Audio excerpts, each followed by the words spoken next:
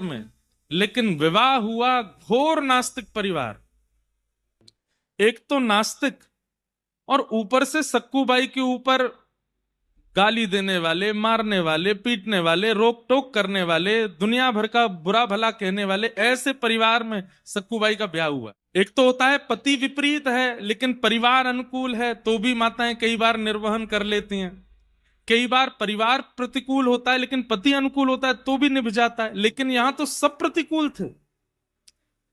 पति भी गलौज मारपीट करना, सास भी, कहां तक है ससुर भी, सक्कूबाई। लेकिन सक्कूबाई पता है क्या, रोज ठाकुर जी से कहती है, पंडरीनाथ आपने मुझ पे बहुत कृपा की। मेरे पति भी अनुकूल नहीं, सास भी अनुकूल नहीं, ससुर भी अनुकूल नहीं, ननद भी अनुकूल नहीं। आपने सबको प्रतिकूल बनाया ताकि सबके बट का जो प्रेम है वो आपसे ही हो सके और इनसे कभी ना हो सके। इसलिए आपने किसी को अनुकूल नहीं बनाया, सबको प्रतिकूल बना दिया। तो इनको भी जो प्रेम मुझे देना था वो भी मैं आपको ही दूंगी। ऐसी थी सक्कूबाई। एक बार सक्कूबाई, बहुत सुंदर कथा है, तो सक्कूबाई बहुत परेशान हो गई। अब तक तो सहती आ रही थी लेकिन अब उनसे सहन नहीं हुआ। क्यों?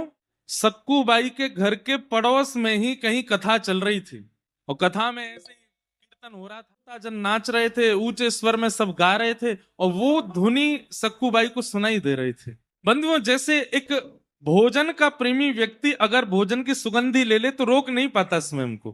कामी व्यक्ति यदि सुंदरता देख ले तो रोक नहीं पाता।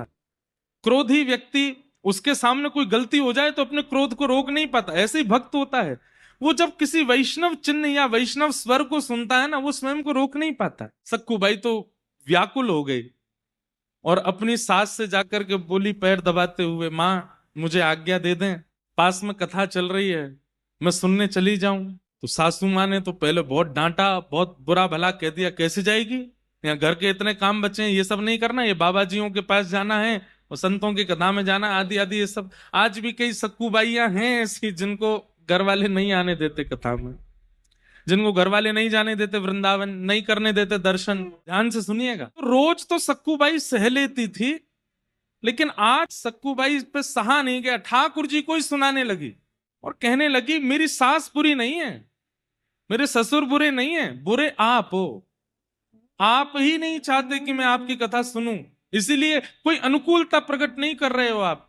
और इतना सुनाया, सुनाते सुनाते रोने लगी। बोले मैं इतनी भी क्या अभागी, मैं आपके कभी दर्शन नहीं कर पाती, आपके संतों से कभी नहीं मिल पाती, आपकी कथा में कभी नहीं आ पाती।